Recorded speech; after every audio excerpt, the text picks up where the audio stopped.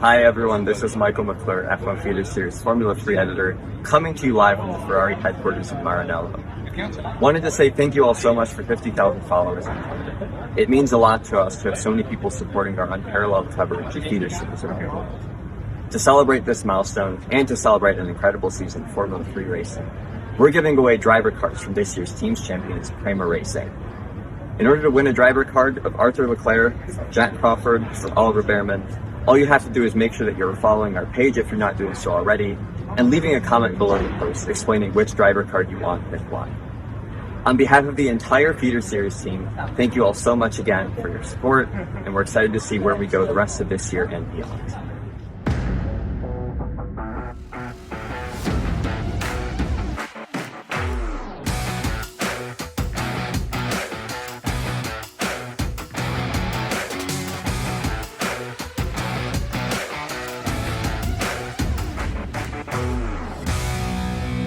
Hello and welcome to the F1 Feeder Series podcast, your guide to keeping up to date on everything in the junior single-seater world.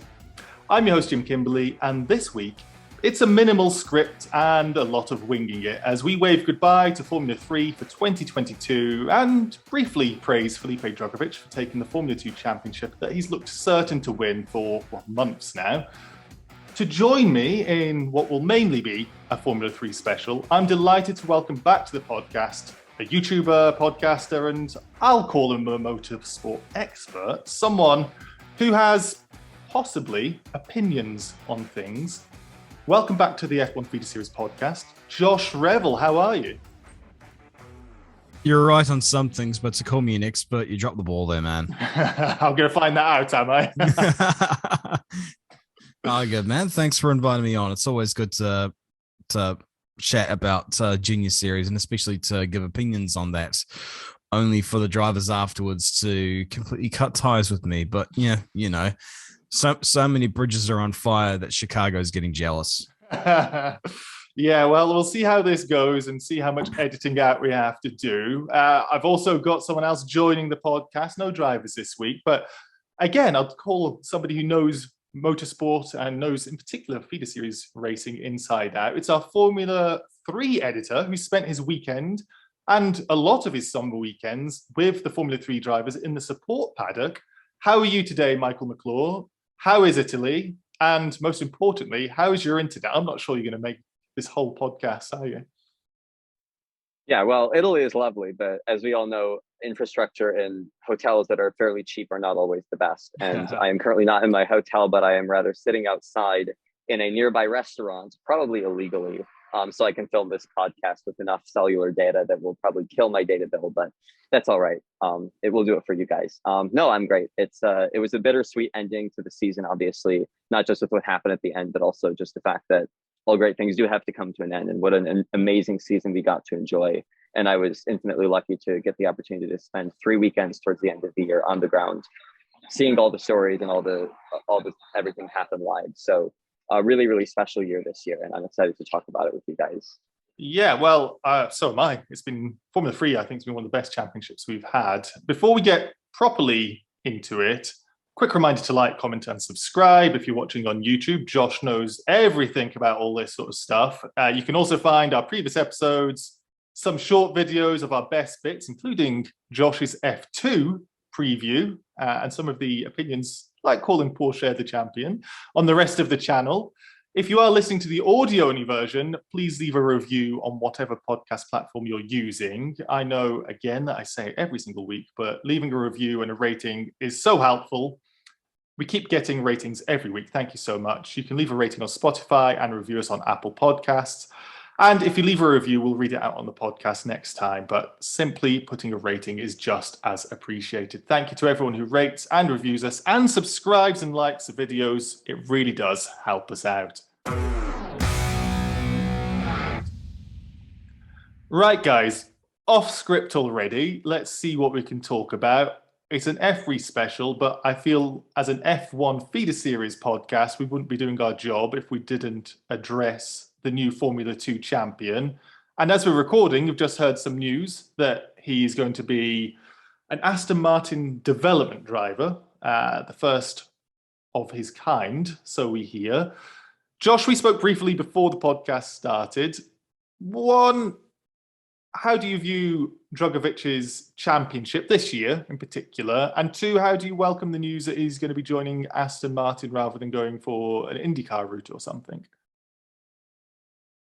He seriously gave up a 3-year Chip Ganassi ride for a development / reserve driver role, which if you look at the wording, makes him out to be more of a Bjorn Vernheim than like even a Nick de Vries. I mean, playing devil's advocate here for a moment, like if it's already sketchy enough to even get into Formula One, the odds are sponsors are probably going to pull out anyway.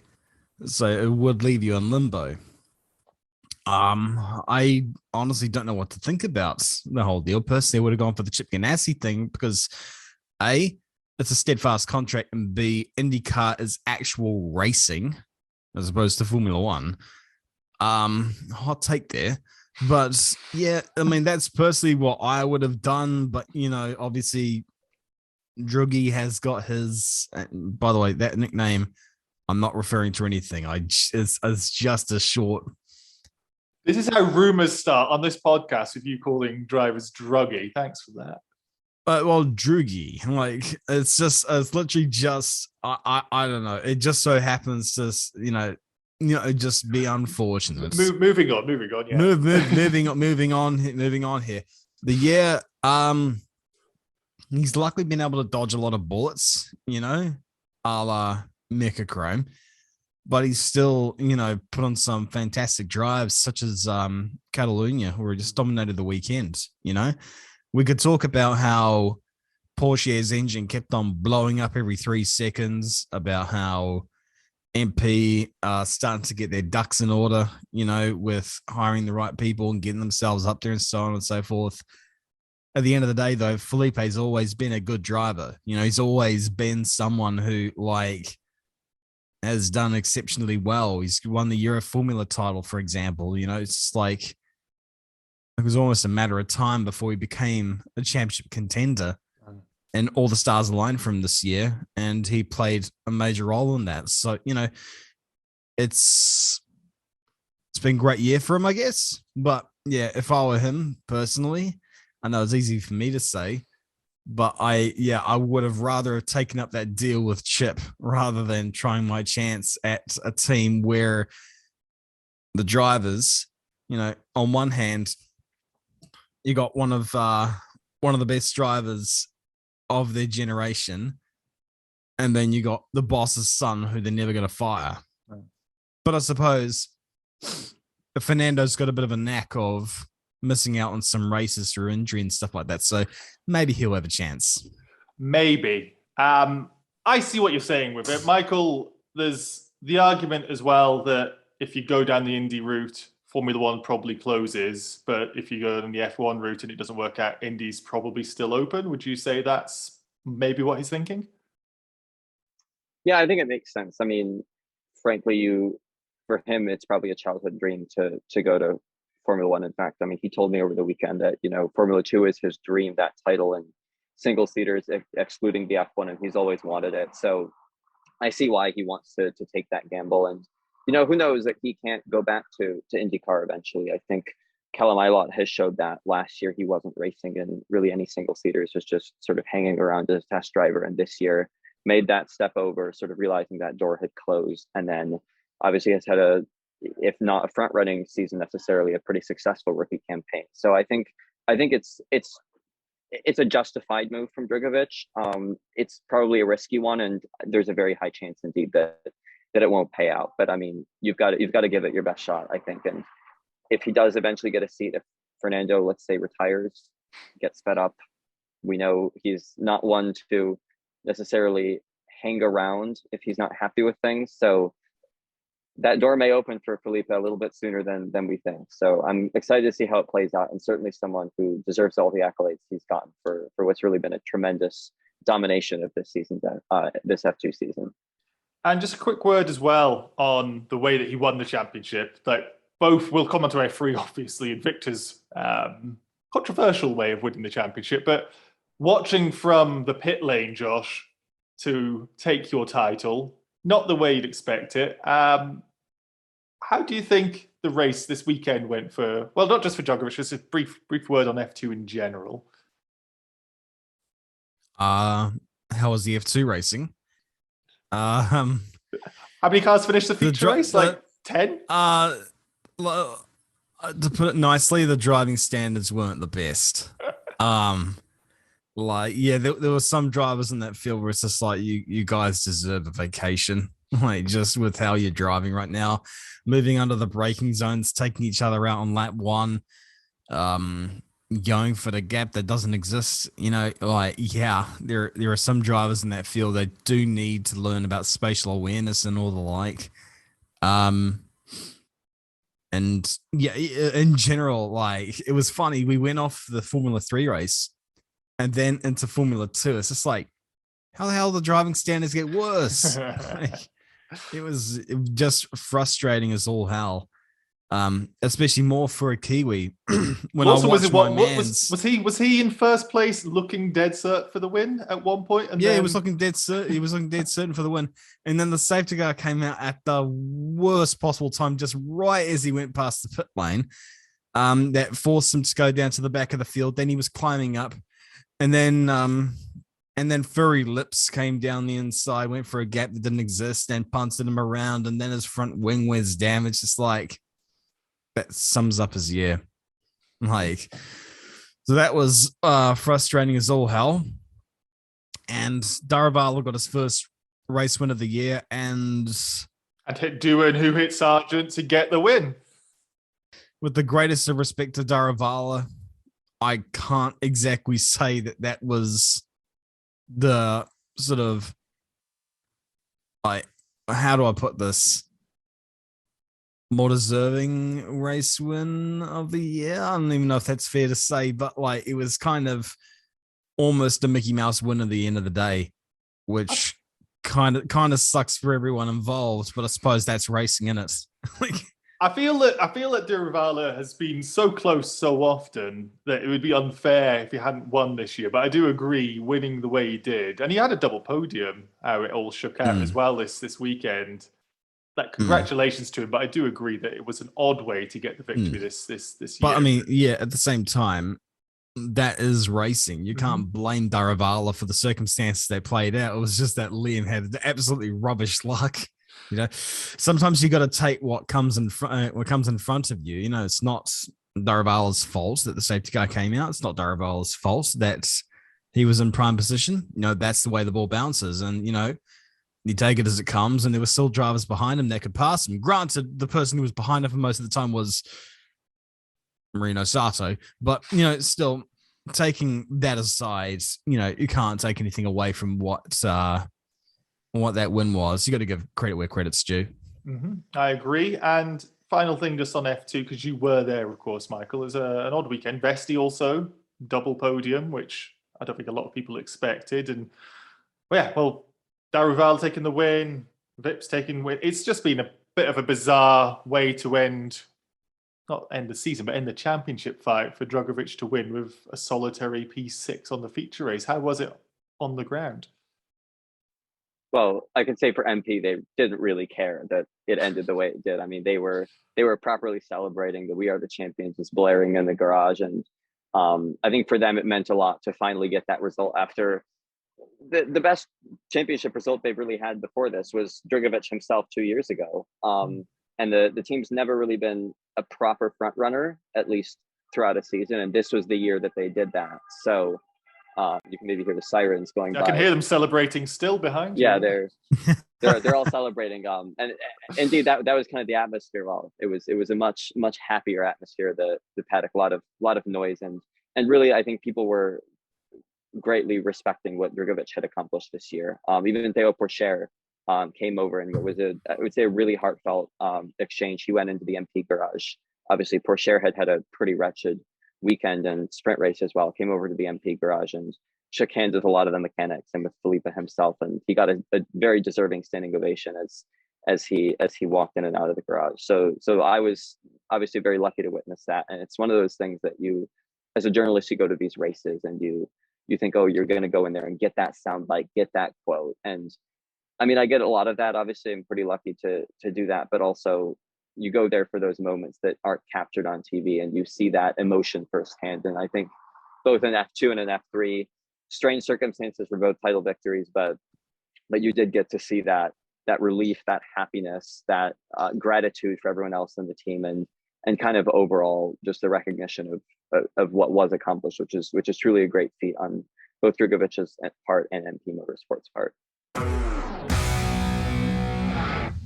We're going to move on to what will be the meat of the podcast then. And as we said before, not particularly scripted on my side. And I know for a fact, just from how a weekend in the paddock will go and how much sleep Josh has had, that it's not particularly planned on the guests' end either. So this could go any which way. We're going to go through the Formula 3 Championship. And what we're going to do is we're going to go through the team's order. And they, of course, aren't going to be tied with who won the championship, because Victor won it, but PREMA didn't. Got very close at the end, though. Not the way that I think anybody wanted the championship to end, in particular the FIA. All that to come, though. We'll get onto that when we get into PREMA, when we get into ART a little bit later. But first, we've got to go through the team who won the most drivers racing for them championship, although they only scored 1 point after all was said and done. We're going to start with Charouz. And Josh, I'm keen to hear your thoughts on, well, there's 2 drivers, Francesco Pizzi, Laszlo Toth, who were there all year. And then there were a bunch of drivers who weren't there all year. Ayrton Simmons, David Schumacher, Larim Zendelli, Zdenek Chauvenek, Christian Mansell, Alessandro Famolaro. I mean, we got 1 point out of it. Pizzi got a point early in the season. But apart from that, not a particularly memorable year for the team or any of the drivers. Your thoughts on Charouz in 2022? That was so anonymous. Like, it was just like they were easily distinguishable because they were the red team at the back of the grid. Their drivers, Laszlo Toth, is that how you pronounce this? Well, we've got a Hungarian here. Michael, who's on mute. I am on mute. It's Laszlo Toth, but in Hungary, flip the order. So surname goes first and then given name. So Toth Laszlo. Toth Laszlo. Right. The most common surname and given name according to Forebears. So he is basically just pick the first name out of the hat on the birth certificate and you've got him. Well, don't worry about the pronunciation, Josh. I'm sure you'll offend Hungary in the following words anyway, apart from pronunciation. Well, I offend Hungary by saying potentially their best driver ever was Chanot Bassani. But nah, like he was. There's no nice way to put it. He was down the back of the grid, and a fair amount of that probably was down to him. You know, like Pizzi was definitely better than him this year, but like that's not a very high bar to compare yourself to. Like there wasn't a lot to take out of the season from that team, because even when they bought an established drivers, at least in Formula 3, Ayrton Simmons, David Schumacher, nothing really seemed to work. So they were sort of on a hiding to nothing. Pizzi obviously getting the point, which is great, but yeah, apart from that, like there's not a lot of good to take from the season, apart from them completely just, acting like a dying Formula 1 team in the 90s by shifting drivers every round. Although Chauvenek, I'm looking at his current racing schedule, I'm like, I've seen this before. He's done like the opening rounds effectively of Formula 3, so only 1 or 2 rounds of Formula 3, but he's been focusing on the Formula class in the Boss GP series. Now, where have I seen this done before? Like, anyone know the history of someone who did like a round or 2 of Formula 3? Michael is nodding. To focus on the Formula class of Boss GP. Michael knows who I'm talking about here. Like, all I'm saying is we've seen someone do this before.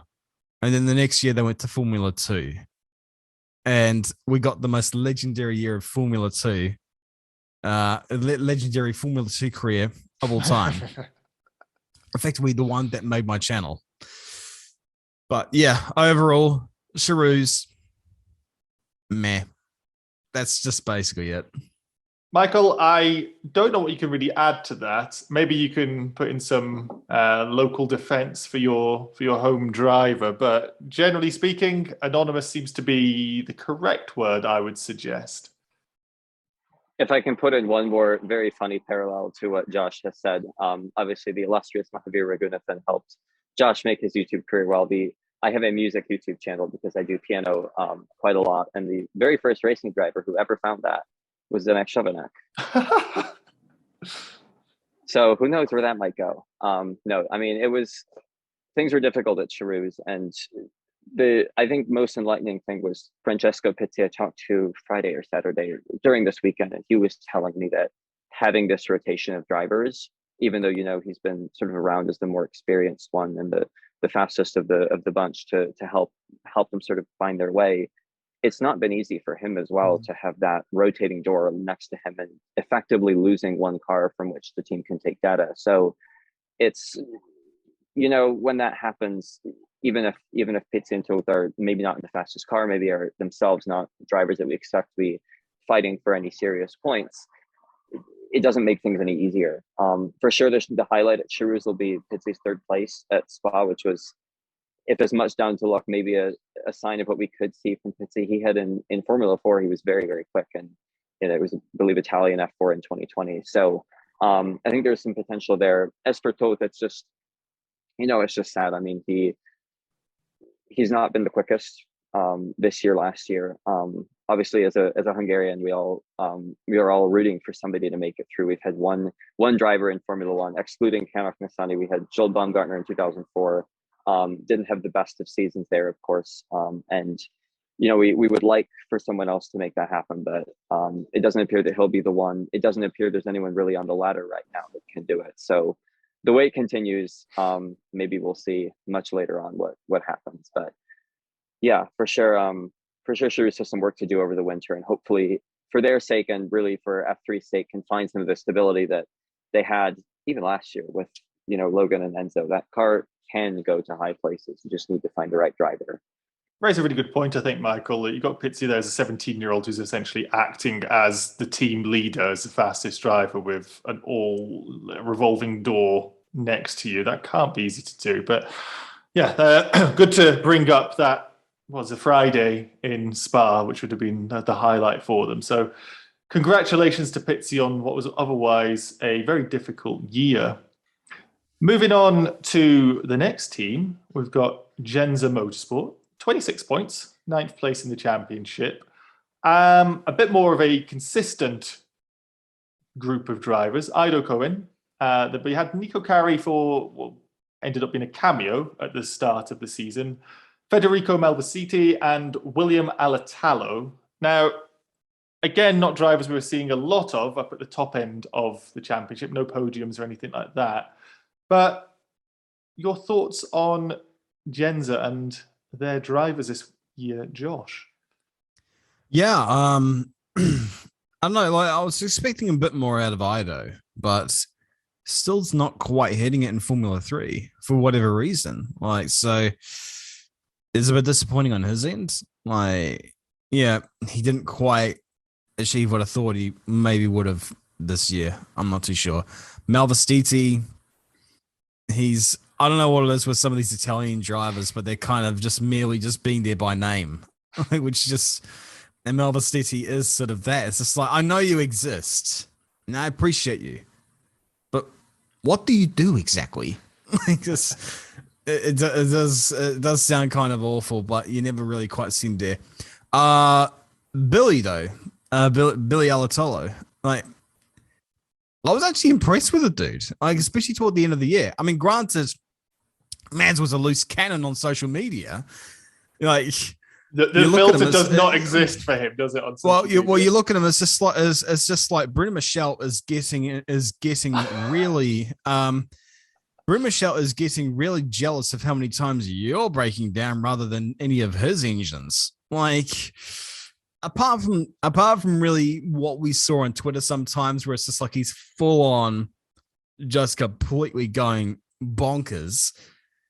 What we were seeing on track, it's like, this is actually good. He's putting on some good performances, and especially in Monza. You know, at the end of Monza, he's just like, oh, crap result. This crap result. It's just like, bro, you were doing well. That was really good run. You were up there in a Jenzer, you know, like, so, however much of a filter he may need to procure, which is ironic coming from me when we're talking about filters, but irrespective of that, you know, Billy was easily the standout driver this year, and if he can hold together a budget for next year, I'd like to see him in a car that would probably give him a bit more of an edge. Maybe not a PREMA, but like something which is, you know, a bit higher than Jenzer, basically. You know, it would be interesting to see how he would do in a better environment, because yeah, I really, really like what I saw toward the end of the year, especially. I echo those thoughts, and Michael, I know you'll have some thoughts on Billy, as he's getting called there. You could speak about Alatalo, you could speak about the team. Your thoughts on Jenzer for their 2022? I mean, I can definitely speak about Alatalo because, as I think is now known to the feeder series community, one of Alatalo's Twitter outbursts, or not really an outburst, but he was bored in Amsterdam, and 2 days later, we arranged for a coffee date with myself, Flores, chief editor, and William to go do some touristing in Amsterdam. So that was fun. So what can tourists do in Amsterdam generally? I mean, what's this thing that people what go to exactly? Amsterdam for? Yeah, I think we know, don't we? I think we know, and it's probably best for me not to mention it, given my age and nationality. But yeah, lots of coffee. Yes, it was everything there was completely legal. So anyways, we had lots of fun on doing that, and William is a great character of the paddock. His Twitter persona is one thing, but he is generally very outgoing in the paddock as well. Absolutely quite impressive towards the end of the year. I mean, even last year in Freck, he had some pretty good performances again in a car that was not I think he was with Arden, if I remember correctly, and not the fastest team, obviously, but showed some promise. So one that does need funding. I echo. Cohen was one driver that I think was really pretty anonymous this year. Last year, I don't think we got to see his full potential. The Carlin isn't the quickest, and likewise, he was one that suffered extensively from mechanical issues last year. So good to see a more consistent year from him. As for Malvestiti, it was, in all honesty, not a name that I expected to come back. And again, one that we rarely saw anything of him, which, to his credit and to the Jenzer's credit, they were drivers that kept it pretty clean throughout. We didn't see massive shunts. We didn't see really dangerous driving. I mean, Behrman had his gripes with Alatalo in that final race, obviously, but in the sprint race. But that's what is important to a team that has a pretty small budget. Jenzer is not PREMA, one of these teams that has infinite resources. They do tend to operate pretty modestly. And it from spending some time in the paddock, they really do cultivate a pretty familiar atmosphere. I walk by and it's like, do you want a coffee? Do you want water? And no, they're really lovely group of people. And of course, for the resources they do, and again, for not even having an F2 team, F3 is their highest series they compete in. It is actually at times pretty impressive what they are able to accomplish, and really the determination that I think that team has.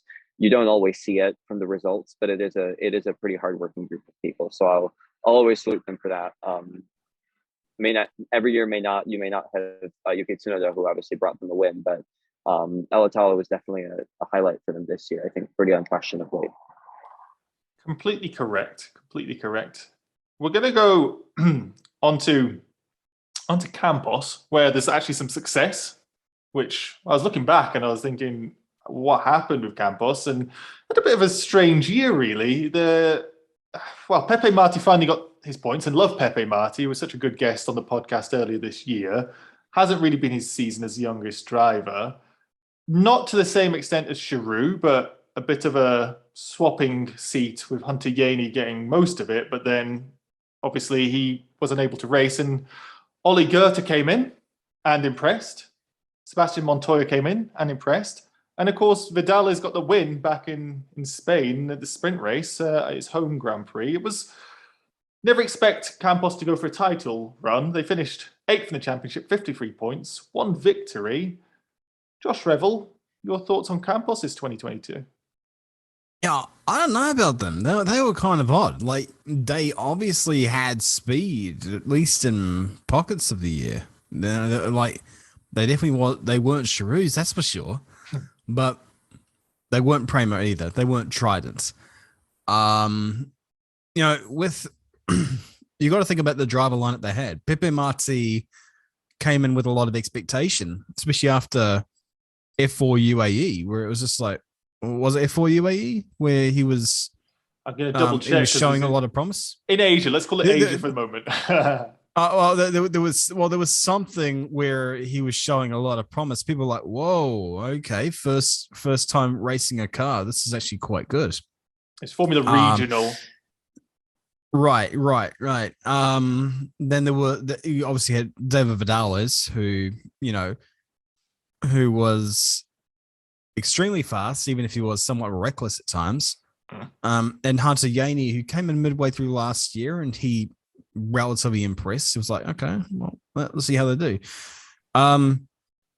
Hunter, I'm not gonna lie, I can't remember how well or bad he did this year. Like, he was a little bit anonymous, but probably had something to do with the fact he missed out almost half the championship due to what he had, which was unfortunate. But Marzi probably didn't deliver how I would have expected, although you can give him a pass due to inexperience.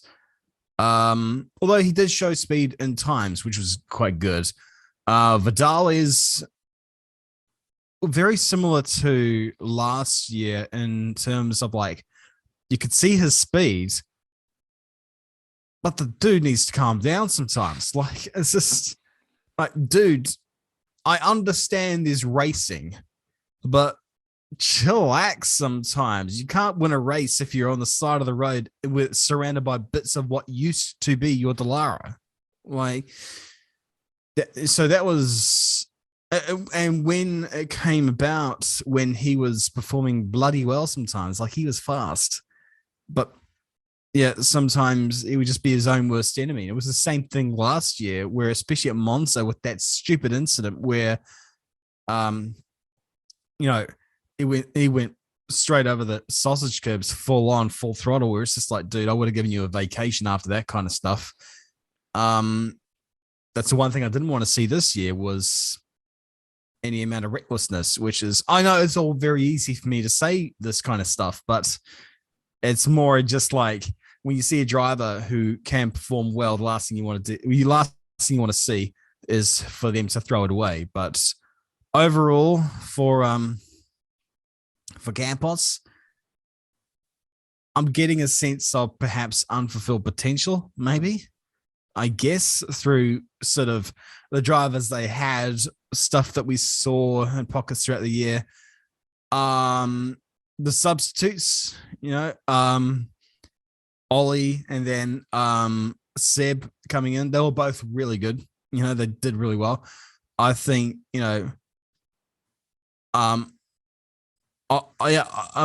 know which one did better, frankly, because I think they both had their relative strengths. I think it was more of a surprise to see Seb up there in the top 10 consistently over the course of the weekend, but, yeah, I don't know. Unfulfilled potential, I think, is the best way to describe it, Josh. You get the sense really that they could have done better, is what I think is to take away from all of this. What I'd say is very timely, and Michael, I don't know if you will echo these sentiments, that we saw Nick de Vries do so well coming into Williams this weekend, and potentially shows the unfulfilled potential of that team. It sounds like Campos may be having a little bit of the same. Like we said before, Pepe Marti. And just to confirm, Pepe, sorry if you are listening, it was second place in Formula Regional Asian Championship over the winter, not F4 UAE. So really, really good. Right. And so it's such a young driver. But your thoughts, Michael, on Campos's year, which was unfulfilled potential from Josh's point of view. Do you agree? Yeah, I mean, honestly, it's kind of difficult to judge what was going on there because early in the year, Vidalas had this pretty amazing run where he was, I think, in the first like 5 races, he scored points 4 times and he like finished in the top 12 every single one, and then he just kind of disappeared thereafter, which was really bizarre because he's also a driver that is coming in with a lot of regional experience but not that much car racing experience before that. He's one that jumped directly from karts into it was Euro Cup back in the day, I believe, and you'd think maybe a driver like that is one that takes a while to get used to it, but he seemed to be right on it and then kind of just faded away. The substitutes also surprised me, but I think Oliver Goethe has been someone that's surprised a lot of people in everything this year. Coming off a pretty disappointing FRECA campaign, a pretty disappointing Formula Regional Asia campaign, to do as well as he did. Again, a case where you can say there needs to be some cleaning up of racecraft. I think some unnecessary incidents in Hungary, spinning off and again getting in that massive incident at Spa. Someone who I think would benefit from a full year in F3. I think we all know that Euro Formula is a very, if not the most competitive series, like depth of field wise, is a very challenging car to drive, and I think he's one that would merit a step up. Montoya was the shock for me, not coming with a lot of experience, and still in both races delivering and really not making any mistakes. I think was the crucial thing. I would say that was Campos's biggest issue this year was a lot of, if we talk about unfulfilled potential, a lot of mistakes on both driver side, team side.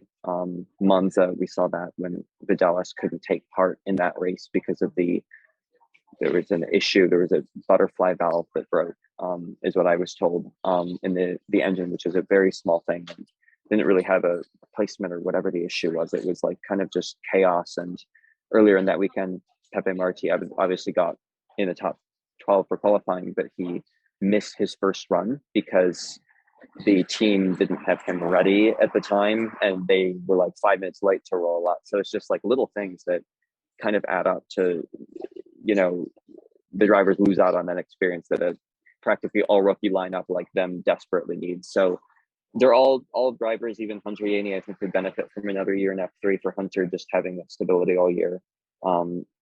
Whether it's with Campos, I'm not sure. I would like to see Vidalas potentially in a team that's a little bit more established at the front, just to see what he's really capable of. We do see glimpses of it of great potential and also moments, if not just, I guess, stupidity of more just kind of like, where are you? And he's kind of in that 13th, 17th zone of the midfield that no one ever pays much attention to and is just kind of purgatory. So Campos has been there a lot this year, and yeah, kind of sums up, I think, their Yeah, the Roman Grosjean effect, I think you would call it, when in his early years in particular, when he's the hero or the villain, but very little in between. We've got to move on to Carlin, who again show that the Formula 3 and the Formula 2 outfits aren't exactly equal.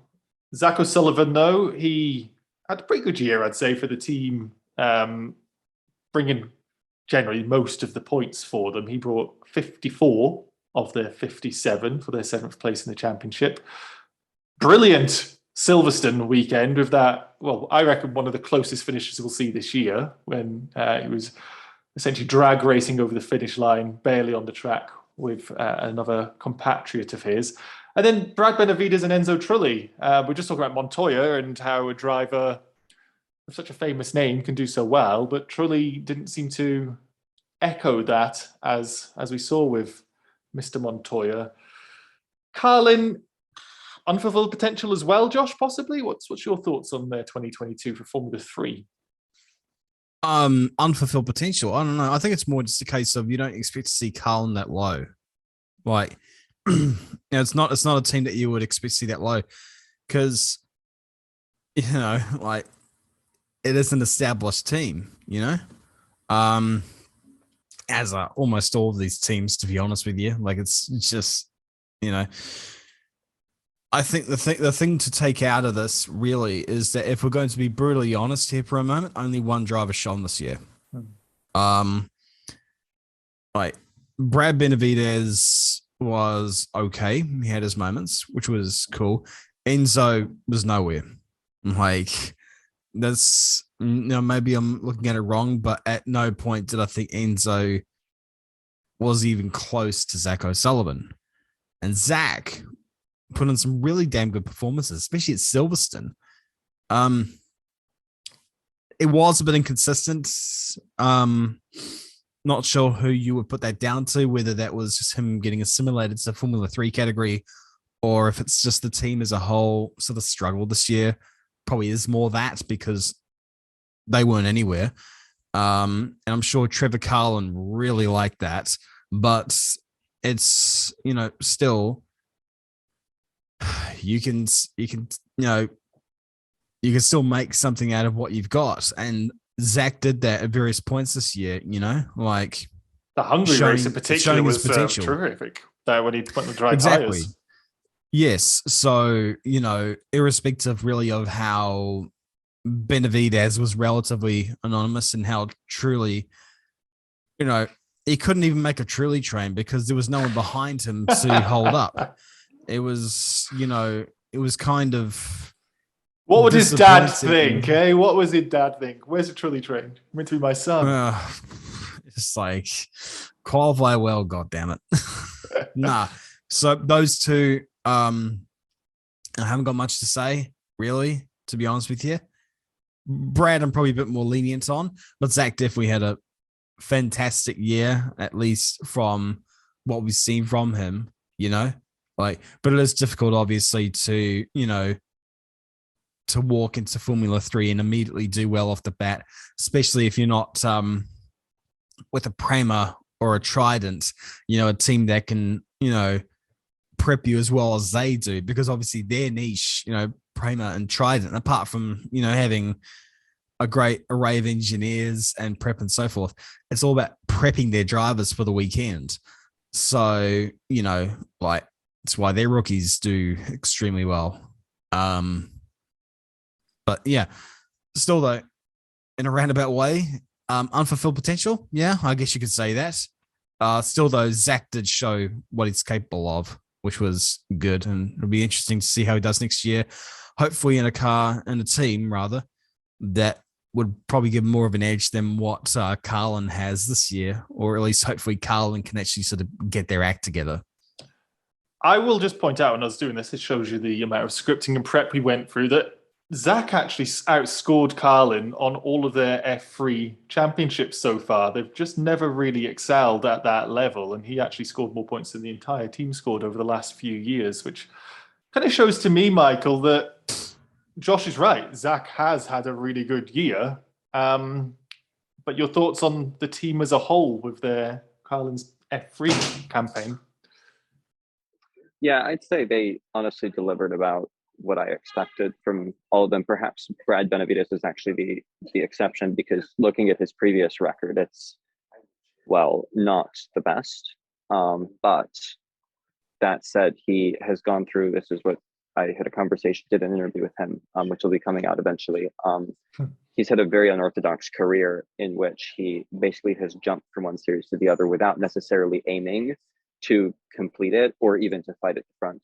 He's gone with teams that are less established, sort of in an attempt to build experience and learn. And that was what he has emphasized, in his personal entourage has emphasized, that they want him to just get as much experience as he can. And he's now in a more robust management system.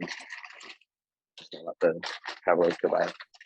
In a more robust management system with Flecker Regalia, who was, of course, GP3 winner back in the day, Road to Success program, also where Alessandro Famularo is from Charouz. And so that, I think, has helped Brad sort of find his way, especially at the end of the year. You could see it paid off when he was actually becoming a more solid midfielder, I'd say. And Monza, until the crash, had held his own.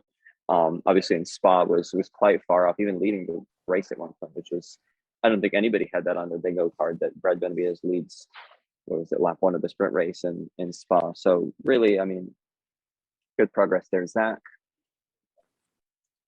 indeed a very good season, though I do want to emphasize, I think sometimes he was pretty equally as anonymous as his Carlin teammates. When he was at the front, he was doing great. Silverstone, even Hungary, he wasn't at the front, but he made his way through there. That was a truly a champion's drive. But other weekends, he just kind of disappeared.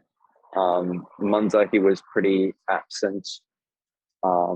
Red Bull Ring, he was pretty absent. He's been this in his column for F1 Feeder Series. They just couldn't find the balance. So, I mean, he's the one that I think has got the most potential to go all the way of those three drivers. Enzo, I think, was just not experienced enough. And he's, admitted that he didn't even plan to be an F3 this year. In July, he mentioned in a press conference, sort of asked him about, what's the deal with kind of your, I guess, campaign. You had very little experience, and he said, to be honest, I was going to do Euro Formula again. And then this opportunity came up. He'd been testing with, I think, Motorsport, which of course is very, very dominant in Euro Formula, potentially go for a title bid. And the Carlin seat opened up. There was a pretty late vacancy, and so they took it. He learned, I'm sure he learned a lot. It's pretty much what he's sort of mentioned to me as well. And for next year, I think is really what he's going to be aiming for. With what team, I don't know. And I'm sure for his sake and for anyone who's really a fan of Jarno, of course, and Italian drivers, hopefully is a much better year than what we saw this year. Yeah, I'm really curious about what we're going to see with some of these drivers who didn't do well in Formula 3 this year, to see what they could do next year if they step up in a team. I was looking through Doohan's history recently, actually. In 2020, complete FIA Formula 3 Championship results, Jack Doohan, 0 points, HWA Race Lab. Next year, Trident goes for a title bid. So you could see any of these drivers do well next year. Hauger, of course, took the championship as well. Yeah. After doing so anonymous. So who knows? You see some of these drivers say anonymous this year, but you describe Hauger and Doohan as anonymous a couple of years ago as well. So we'll see how all that shakes out. This next team, though, quite excited to speak about, because friend of the podcast, Franco Colapinto, and slight bias from me, but one of the stars of the season, star of the season for Franco, star of the season for VAR, I'd say as well, coming into this and actually adding some competitiveness. And in all fairness, Risu Shijima, podium as well, was getting decent points. Rafael Villagomez, possibly not the same level as the other two, but in terms of getting, we just mentioned HWA, in terms of replacing a team, VAR, Josh, they've done so well this year. It wasn't a championship push, which I don't think anybody expected in their first year, but 91 points, P6 in the standings, 2 sprint race victories. Not so bad at all. Well, if you're going to have any team come in and do well in the Formula 3 championship, it will be Van Amersfoort, wouldn't it? They sort of know what they're doing with Formula 3 cars, even if this is different from what they've ever run. But I'll get these two support acts out of the way. It's kind of a bit sort of harsh to say, but Villagomez was never really here or there, Like, I can't say he had some glimpses of speed. Like, he's not quite that guy, you know what I mean? Like, he's high sort point of a high point of P9 in Imola. Just looking through his results. Otherwise, 12th was his highest. I wouldn't necessarily say he's slow, but he's not the best out of all of them. Ishijima had his moments for sure, and he's shown that he can drive, which is quite cool, I guess. But all right, Franco. When he came here for TRS a couple of years ago, like fighting against the M2 competitions in the Kiwi Motorsport car, it's just like you could see this kid was fast, like genuinely talented kid. And I just wanted to see him try and go for the upper echelons of motor racing. There was the continual problem of budget, but still, I was like, well, I'd just like to see him try out Formula 3 and Formula 2. And he came in Formula 3, and with VAR, it's like, well, we'll see how he does. Easily one of the best drivers this year. Easily one of the best. And, it's just, again, I can't praise him enough. Like, I'm a massive believer in Colapinto. Like, if you were to ask me, okay, pick a driver that you want to back all the way to go to Formula One, it'd probably be him. You know, like people are like, oh, what about Kimi Antonelli and stuff like that? Well, they've got backing, first off, but more just, yeah, you just see how good Colapinto is. You can see what he drags out of the car. You see the performances that he puts in, the results that he gets. He's always there, you know, like even the VAR aren't quite there on the weekend. Again, I can wax lyrical for ages, but I'll just be rambling on about just how great he is, you know. I think at this point of the podcast, 2 appearances in from Colapinto, such a nice guy, really, really like him. And you're right, for coming in as a rookie, going through 2 wins, 2 third places, second place, outscored Smolja in the championship, P9 in the end.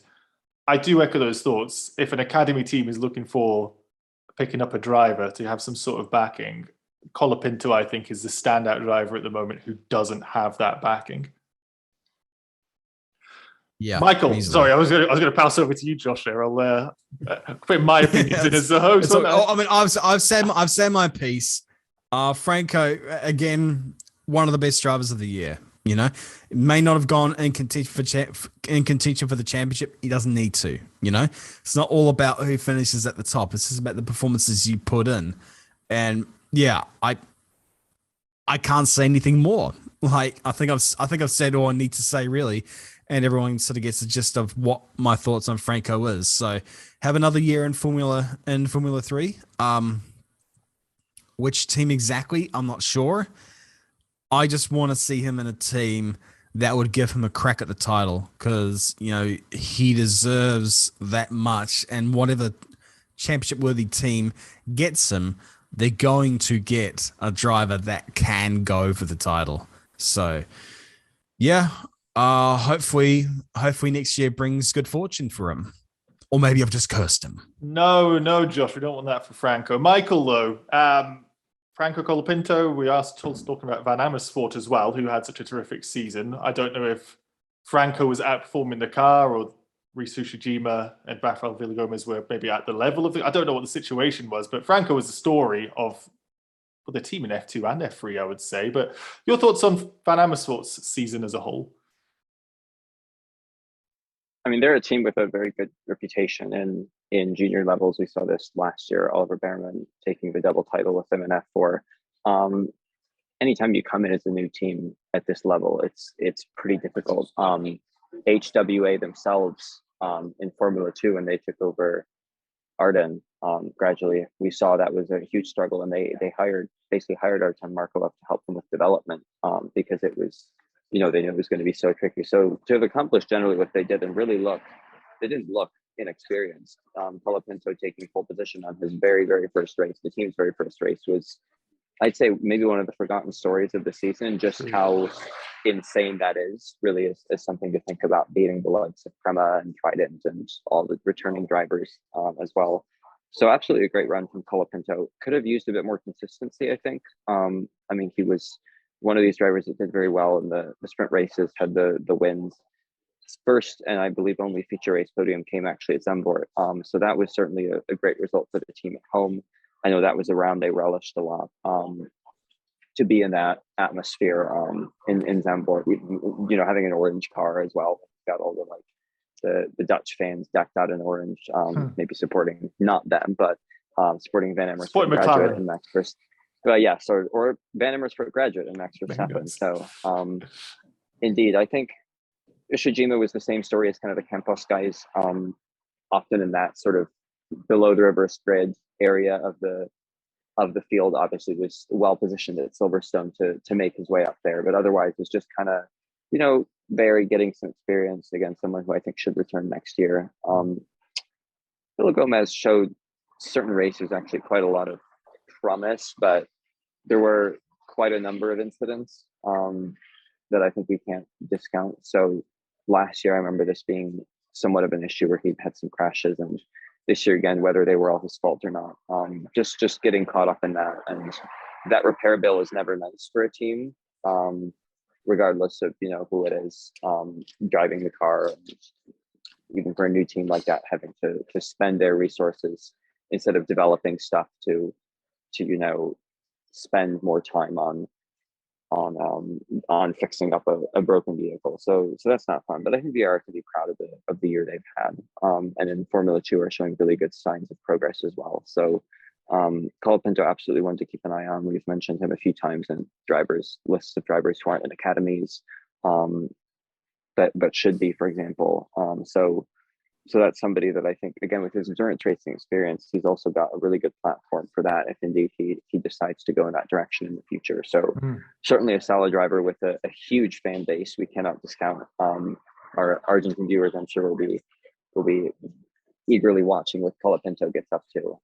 And that kind of backing early on is, again, good for a driver because they're exposed to extra attention and kind of the fan base that a Formula One driver might have. So no, it's a great run for him. And for sure, with more experience, I think the AR can definitely be a solid midfield team in the years to come. A welcome addition to the grid, I would definitely say.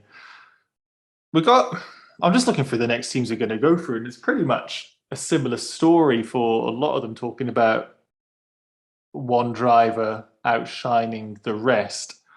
Hitech are the next team we're going to tackle. And of course, there was one driver in particular outshining the rest, fifth in the championship, 150 points. And again, most of those points, 123 of them, came from Isaac Hadjar.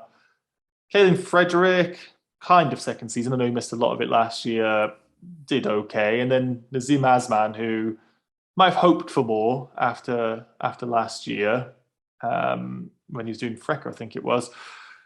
Not any points this year. Hitech, I thought Hadjar could have had a real good crack at the title. He kind of screwed that up with qualifying in Monza. But as a season as a whole, again, another team with one driver out front by quite a way, Josh.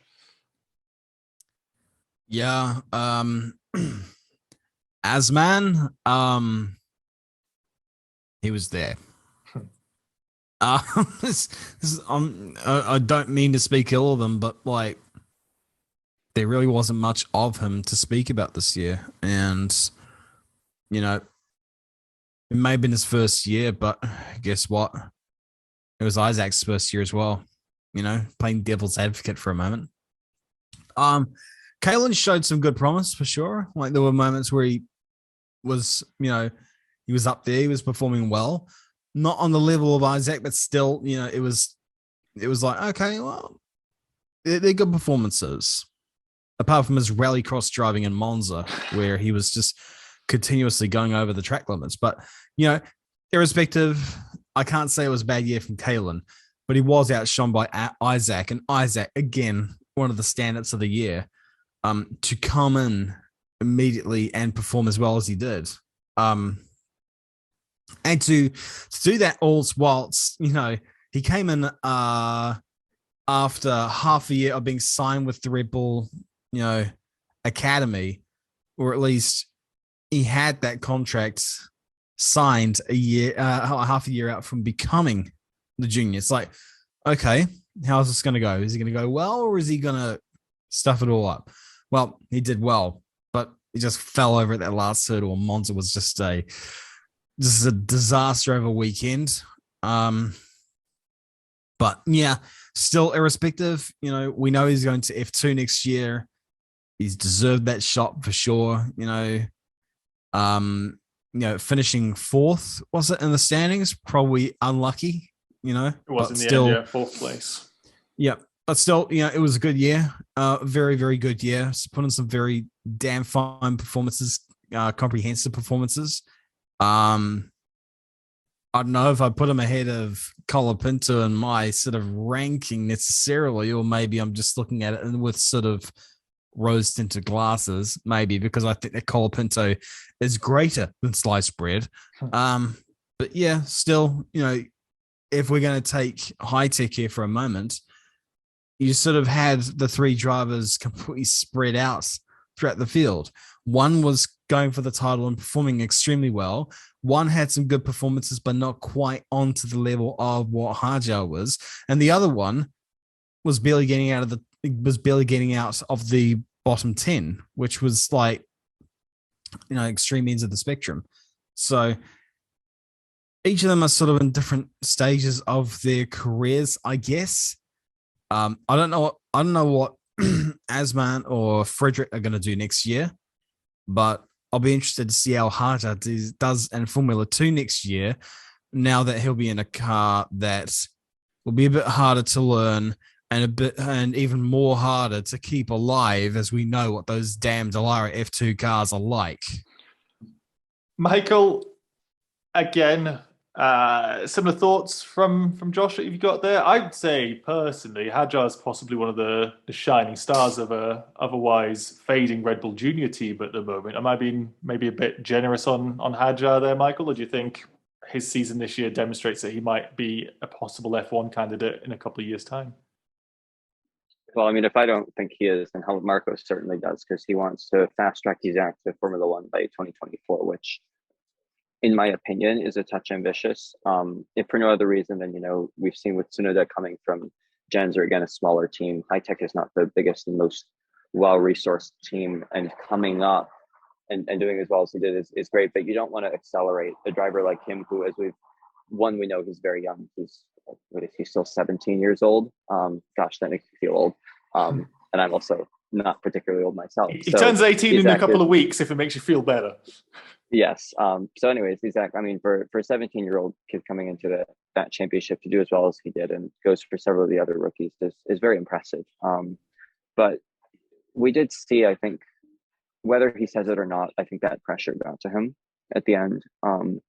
He really, really shined in the middle part of the season. I think the first third he was there and quite strong, but was maybe not at the very top yet. He was just, someone kind of a dark horse, and then showed that potential in Silverstone, and with a very controlled drive there to the sprint race victory, and again the feature race, which, okay, he was starting from pole. It was a bit of a gimme with the conditions, but even still, to get that pole lap, it was great. And then he just kind of, I think, disappeared in a way. I don't want to say that he completely vanished, because we saw, Zandvoort, he was running up near the front. But I think if you saw that triple header at the end, you wouldn't have necessarily thought that this guy's a title contender.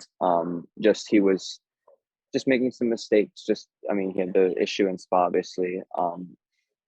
But I think that was where we saw a little bit more rawness still. So I'd say he deserves to step up to Formula 2, but he is someone that I think we're going to have to see, someone who I really hope doesn't get judged too early to be, the next amazing multi-world champion, the next Max or something like that, because I think he could use a little bit of time just to sort of ease into whatever role he takes next, which, as we do know now, will be in Formula 2, as he's pretty much confirmed everywhere. So impressive from him. As for the other two, Kalin's such a weird case, because he started off looking like he made huge progress from last year and demonstrating some of that potential that took him to. He won the what is now GB3, but of course back then was British F3 championship in 2020. And a driver who's come over again from racing in the US, it's not the easiest necessarily to make that transition, but he was again like two different drivers. First half of the year was solidly in the top 12 most races, and then after that just kind of nowhere. As men, really the same thing. I don't think I never really spoke to him much. Didn't really see him much. Someone I'd say maybe disappointed me a bit, considering that he was not doing badly in Euro Formula last year. So don't really know what happened there. But absolutely, Hadjar carried that team. Much different situation from last year when we had three drivers. It was Iwasa, Crawford, and Stanek at the team, and we all had high expectations of each of them. And in various ways, none of them really delivered. Maybe arguably Iwasa did, but definitely a different case this year, and for sure a sign of what that Hitech car is capable of in the hands of the right driver. Yeah, you're right. You're a Formula it was, not Frecker. I was just looking as well at you got a really good point with Frederick, and then also Hadjar. That I'm just looking at their championships as a whole. Frederick got to the Red Bull Ring, scoring points every round, and then didn't score a point thereafter. And Hadjar scored podiums every round, didn't score a podium thereafter. I don't know if that's just a decline of the team or what it was, but interesting to note. But we can only speculate on what that might be. And this podcast is obviously going to go long, so I won't spend any more time on them. We're going to move on to MP Motorsport instead. Kyle Collette, Alexander Smolja, Kushmani, and a brief cameo by Filippo Gran, who made a return. But MP Motorsport, 195 points, fourth in the championship. A couple of wins, bunch of podiums. A weird team, I feel. The drivers did well. They didn't do great. They didn't do bad. They did well. Josh, help me out. What did it go wrong? Did it go well? Did this exactly where they needed to be? Is this what we expected from MP this year? Kyle Collette is the weirdest freaking driver to me. Like, you get the sense that the kid's fast, but he never seems to get friggin' results. You know, it's just the weirdest thing to me. Something that always sticks out to me is Belgium last year, where he decided that the best thing to do in a wet track in Belgium was to go full bore on the grass, which I thought, if that even went slightly wrong, you've got the worst accident in the world, and I would have given him a vacation for that. But he's got speed, that's for sure. It just never seems to pan out in terms of results. You know, I think some of us would have expected he would go for the title this year. It just never worked out. He just never ended up getting there. Which just, you know, it's like, once again, like all the speed and we can see it, but there's nothing to show for it in the end of the day. Smolja is turning into the Markelov of friggin' Formula 3. Like, it's just like, go up to Formula 2 if you got the budget. Get a racing license from Kyrgyzstan, like Kirill Smile does. Like, just get it over with, man. Rip the Band-Aid off. And then you had Kushmani, who showed some good performances. But he needs to learn to hold the brake next time whenever he's, you know, spun around, instead of rolling back into traffic, causing a red flag and ruining the end of the championship. But, you know, like, no, we won't get into that. Yeah, honestly, Kaio was the better of all drivers this year, but I think, I don't know, like, I think I was expecting a bit more of all of them, the team as a whole. We never quite got, you know, what we were expecting, or at least, yeah, I don't know. It's a bit of a weird team, bit of a weird set of drivers in a way. I'd say consistent. I'd say though, they like all three of them top 14. Kushmani was 14th place, and then Smolja, Collette top 10 by the end of the championship. Just points. They just picked up points over and over. Yeah, but with Kaio and Smolja, you would have to think they'll be going up to Formula 2 next year, budget pending. You know, like, they don't stand to gain anything out of staying in Formula 3 for another year, because, like, okay, you reckon you're going to win the title? Cool. I don't think anyone's going to care. You know, go to Formula 2, at least try your luck there. You literally do need luck in that championship, but, you know, still, they'll be treading water if they stayed in Formula 3 for another year. I think both of them proved they can drive.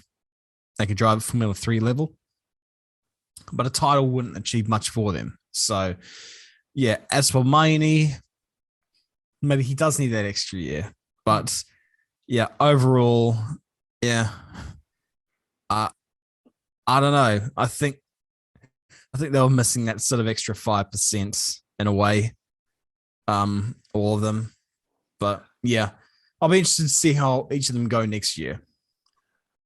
Michael, it's at this point, well, almost at this point forwards, it's kind of even peggings with some of the drivers within the team. And I'd say MP were one of the ones that had a mostly even lineup. Kushmani coming in as a rookie and wasn't completely embarrassed by Collette or Smolja. But do you think Josh is right saying that these guys need to just make the step up? Alpine going to still want to back Kaio for him after seeing how well Victor did this year? What's your thoughts on MP's season? Yeah, I mean, I don't know about, you know, Kaio and his future. But I think they definitely do step up. In fact, Smollier should have stepped up last year, in my opinion. He had some very solid drives, especially in the reverse grid races. I'd say what he was last year is almost what Kaya was this year, with, you know, scoring so many podiums in the sprint races, but not really ever being there in the feature race. So yeah, Smollier to me was actually the fastest of the three, considering he got, what was it, 2 pole positions at the end of the year. I think if he'd had that form throughout, obviously the beginning of the year was, I think, very difficult for him, both missing Silverstone and also, you know, all the political stuff going on between Russia and Ukraine. Russia is the country he hails from, obviously cannot race under their license at this point, and none of that is easy for a driver, not least stepping out of the car, announcing you're not racing this year, then coming back, what was it, like 2-3 days before the season started. So he's one that has, I think, just almost this year's a bit of a write-off for him, regardless of the fact that he took that win in Hungary. It's just not really representative. I think he's a talented driver and can and should show it in F2. Miney had great glimpses of pace. Bahrain, for example, again, one of these that started early on, and almost after that kind of never hit the same heights. Obviously took that podium in Hungary, but didn't really make headlines. When he did, it was more the wrong reasons. It was, again, kind of in this, you know, midfield that not usually gets on the reverse grid. So a bit of an anonymous year in certain respects, and a very not anonymous year in others for him. Kayo, I'd say, you know, he is a bit like a couple drivers in F2. Liam Lawson comes to mind. Drivers, Marcus Armstrong as well, who have won sprint races and quite consistently. So they show that they can do well when they're out front, but don't necessarily have that kind of consistent point scoring that we expect somebody who really wants to put together a title challenge. I'd say that's what separates Victor from Kayo, not so much the raw pace. Victor didn't even take a pole position this year, but he was much more frequently found in the points than Kayo was. Kayo was just kind of running around and sometimes up in the front, sometimes kind of outside, sometimes not even running in the race at all. So yeah, definitely a weird one. Not the same as their F2 campaign, but I think the ingredients are there. They, again, as with Hitech and Hajar, if MP finds the right package, finds the right driver, I do think that they are equipped to support a title challenge. Yeah, ingredients are there, but it just seems like a half-baked bread loaf or something. It's a really, really strange one for MP. Not bad, but not great. Unlike where we're going next, ART, P3 in the standings at the end of it all, and that's largely thanks to the eventual, and even more eventual than it needed to be with how that F3 season ended, Victor Martin's champion. Gregoire Saucy, Juan Manuel Correa, also part of the team. Great to have him on the podcast not that long ago. And I think they all kind of realized it wasn't going to be their year, as in the latter two there. Victor, a really weird championship. We say consistency is key, and he was consistent enough to win the championship, but it all kind of was front-loaded in a way. I know he was still there and picking up decent points, picking up, well, silverware at the end. Zandvoort got the feature race P2, but yeah, Zane Maloney could have picked him out of nowhere. Who'd have thought that before we got into Belgium, Josh? It was such an odd championship win in the end, but Victor Martins is a Formula 3 champion. Yeah, I mean, the championship was like my hair. You just didn't quite know what it wanted to do, really. It was just the strangest thing ever. And I think heading into Belgium, I think most people were convinced it was Hajar's to lose. You know, Martin. You know, like anyone who knows wheel knows that Martin can hustle a car. You know, he's a fantastic driver.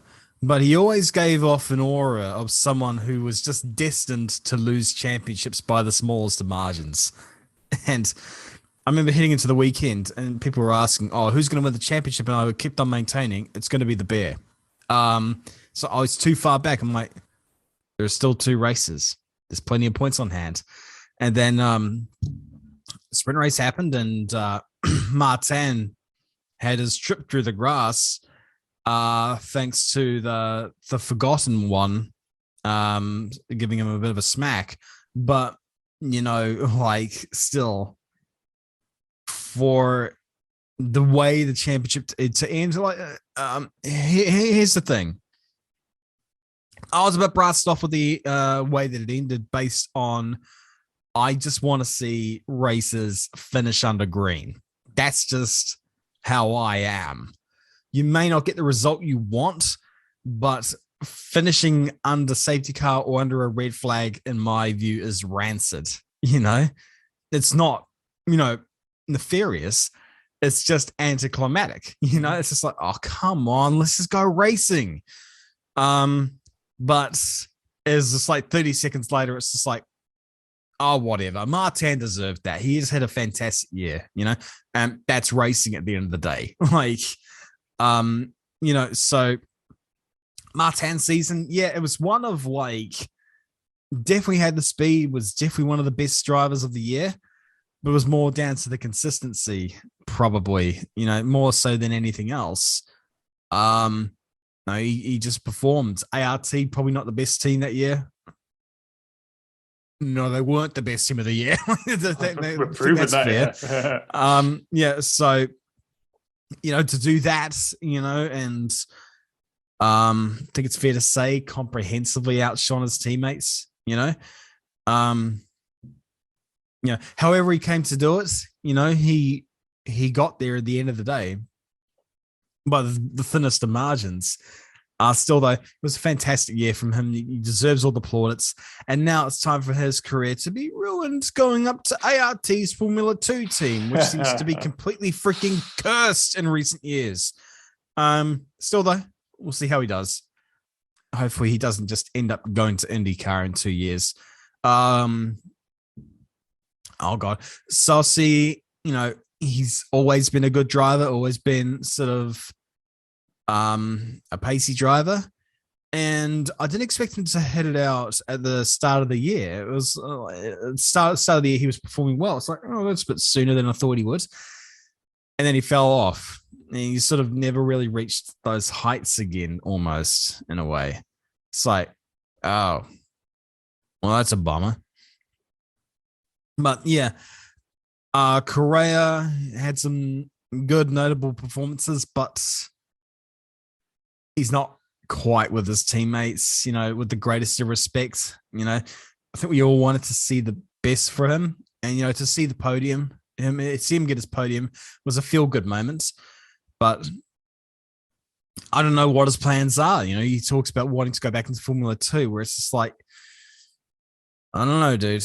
I don't know. You kind of were outshone by Salsi. You were definitely outshone by Martin. Are you sure you want to go back up there? It's not like Formula 2 is not the be all and end all of motorsport. There are other avenues you can go down to. I just don't feel Formula 2 is where Correa should be aiming right now. Of course, my opinion is gospel, and my opinion is all that matters. So Correa should just heed my advice. Obviously. No. So overall, ART, two drivers showing potential for sure with some good performances, or at least, one more so than the other. And then the champion drive from Martin, and well deserved. Talk about the ending all you want. Frankly, it took me like 30 seconds to get over it, because there were 6 drivers in contention for that championship that year, and 5 of them were absolutely worthy of it. That 6th one we'll get into later. Michael, a bit of a preview of what's to come, which I know what you're talking about. We'll get there. But Michael, I feel there's been a lot of people over social media, or on social media, should I say, over the last little while, not saying that he's not a worthy winner, Victor Martin, but the other drivers, all the rookies, and I'm well impressed with the rookies in 2022 in F3, that they deserve it. I feel it was more the rookies were probably did well, and they wanted to see a rookie champion like we've seen in the past. And I personally feel that Martin did such a good job, so well as a rookie last year, and people kind of forgotten that. He's a little bit older, so people are writing him off. But Drugovic also did most of his work to win the championship at the start of the season, and it is a year-long thing. So Victor Martin winning the title, ART getting third place, Gregoire Saucy maybe not doing as well as some of our rookies this year. Correa, feel-good moment. I think that was right, Josh. It was a good point of the season, something that everyone was happy about. But ART's 2022, they've got a drivers' champion. Sorry about the fingers. I'm on my phone, so it's a little difficult to unmute sometimes. Also, difficult year for ART. I think at the beginning of the year, they were among the fastest cars. They were pretty consistently, got them all into the top 12 in Bahrain, and were really showing Imola as well. Of course, Jam Correa did participate in that, but the other two did and looked good. And then Saucy lost. It could have been a podium there. Got punted out by Behrman on that functionally the final corner of that lap. And from there on, they never seemed to recover. Barcelona was good, and then they just they faded. I mean, even the MP was a stronger car at that point. Hajar's Hitech is faster. Arguably, Colapinto's VAR at certain points was faster, which says a lot for a team that used to dominate this level of competition in GP3. I don't really know what happened. I don't really think it was a massively dramatic drop like we've seen. For example, Caleb Frederick was one who pretty dramatically dropped. ART's was not so bad, but it was noticeable for sure that they kind of, seemed to lose their mojo a lot. As for, I guess I'll start with Martin, fully a deserving champion. Quite frankly, I was appalled by the idea that he wasn't. Same as last year, Abu Dhabi F1, not to bring that up again, was a very, very controversial event. But at the end of the day, we have to remember that regardless of what happened, in that case, Max or Lewis would have been very deserving champions because of the seasons they put together. And it's the same for Victor. It's not about how that final race ends. It's about the 17 and a half races before that, where he was, probably the strongest performer throughout the entire year. It's easy to have some recency bias and say that Maloney or Behrman were more worthy.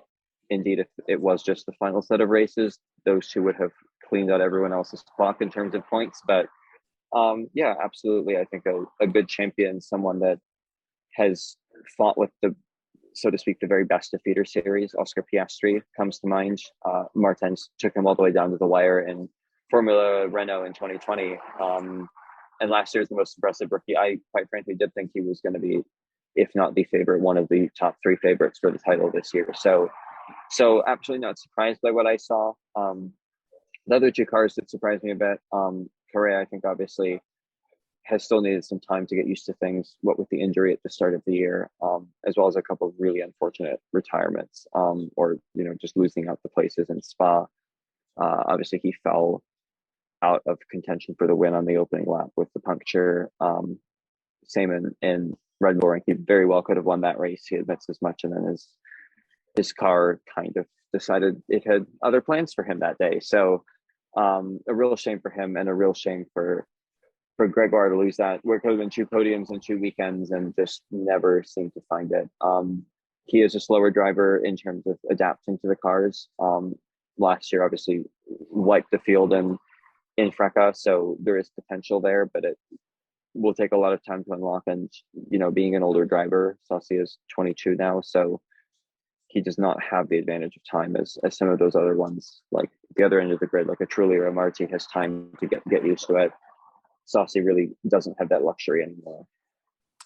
Yeah, I echo the thoughts of both of you there. And yeah, it was good to point out 2019 Piastri versus Martin, and Martin was pretty much going to take him. And then he beat out, was it Colapinto? He beat out Colette and stuff when he won Euro Cup in 2020. He's done really well. So I think you're right to call the BS out, I think, Michael, because he is very much a deserved champion. And the recency bias is the big thing, that if you were a soccer, football, whatever you want to call it, fan, and your team has won most of the matches throughout the year, doesn't lose a lot, and then they lose the final match of the season, but they scored more points, you don't think they don't deserve to take the title because they did well all season. So if you are complaining about it, just have a little think about the entirety of the season and go and look back to how Victor Martin did right at the start. Going to move on to Trident, and well, the end of the season for Trident, in particular one boy from Barbados, as the commentators like to call him. Oh, terrific. Some of this, in terms of a 2-week blitz, you can't really have much better than that. Maloney was just in a completely different league at the end of the championship, and out of nowhere, P2 in the final standings.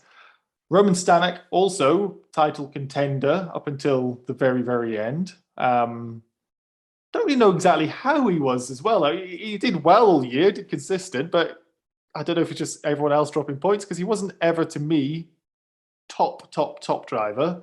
And then Johnny Edgar, well, with everything that was going on with the health complications, I was so encouraged by his comeback and consistency again when he did join the field once more. I'm looking now, the last 3 rounds, this triple header, scored points every single time. So weird one, Trident. They didn't get the team's championship this year, Josh, but I don't think they can be too disheartened because they've got a driver for the future in Zane Maloney, I'd say. They were a weird team in some respects. Like, I guess we could start off with Johnny. Preceding his break, with Crohn's disease, like, he didn't quite, didn't feel like he was quite hitting the heights that he used to. It was like, we knew what he was capable of, but it didn't quite feel as like he was getting there with Formula 3. It was kind of like he was stuck in second gear almost. And went away, and he came back, and it kind of felt as if he came back stronger in a way. Like, his results felt a bit stronger, a bit more consistent, all this good stuff. And it was encouraging, for sure. There were moments where it's like, whoa, here we go. Here's Johnny Edgar, the one that we heard so much about, the one that we saw in Formula 4 and go-karting. Like, great, cool. This is exactly what we want to see. So that was encouraging. That was great to see that. But obviously, with how many rounds he missed, wasn't quite in contention for it. Roman Stanek, I echo what you say before. The dude just sort of almost a third wheel in a way. It was just like, he's that sort of thing. It's just like, oh, where did you come from? I don't know. I heard a lot about Stanek heading into last year because I wasn't totally up to date with Formula 4, because Formula 4 for me is on at rancid times. And for some reason, a lot of these championships want to geo-block New Zealand. It's like, why do you want to geo-block a country where your races are on at 3 a.m. in the morning? It's the weirdest thing in the world to me. So I wasn't totally up to speed on Stanek, because, people say, oh, he achieved this, he achieved that. It's like, well, I need to see a driver race. Like, it's all very well and good someone winning something, but I need to actually see them race. So I heard a lot about Stanek, and then I saw Stanek. It's like, okay, what am I supposed to see here? I'm not seeing this great or inspiring driver, personally speaking, at least. And with Trident this year, he was more heading in that direction of like, okay, maybe I'm seeing something here, but he always felt as though he was a driver that was racking up the points, a consistency driver almost, not one that was necessarily coming in and just absolutely shining, and putting on these incredible drives and what forth, which is something we did see from Maloney. Now, Maloney, I did see drive, in other series, and had big raps in him. I'm like, I believe in this kid. Like, he's a damn fine driver.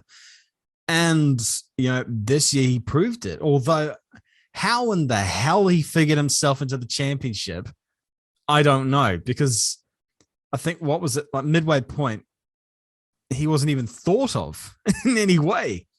I think even heading into the last round, he was sort of like an outside chance. And like all of a sudden it's like, whoa, hang on, you can actually win this. How the heck?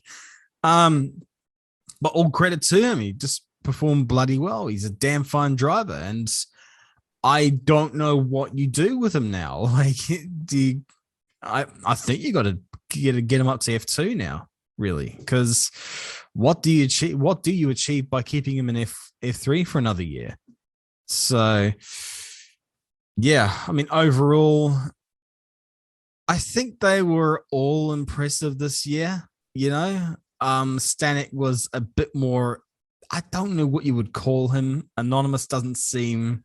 You know what fair. I think Stanek is? It's like when you were watching Hamilton's dominance and he was the Bottas. He was just doing enough to justify that this driver is clearly quick. And that's not a criticism, because I think Bottas is very much required as a driver, but I just never thought he was capable of winning the championship. The difference is Stanek kept himself in the championship hunt all the way up to the end. True, very true. Bottas was barely in the championship hunt during preseason testing. So that's sort of the difference between both of them, I guess. I don't know. To me, Stanek is missing that sort of X factor, which sounds harsh, but like, I don't know. Especially with the season that Maloney had, it's hard to look at Stanek's season and say that it was stellar because, you know, especially given it is a second year, isn't it? In Formula 3. At least, I think it's 3 years, I think. It was in Charouz 2020, Hitech 2021. We are Trident. Freaking amateurs. Well, we're having a Wikipedia our way out of this. There are a lot of drivers in feeder series. There's a lot to keep on top of. But yeah. There is a lot to keep on top of, especially when Formula 1 is supposed to be my niche. So this is Maloney's This is Maloney's debut year in Formula 3. And yeah, this is Stanek's third year. So ask yourselves the question, who was the more impressive one this year? Mm-hmm. Exactly. That's what I thought.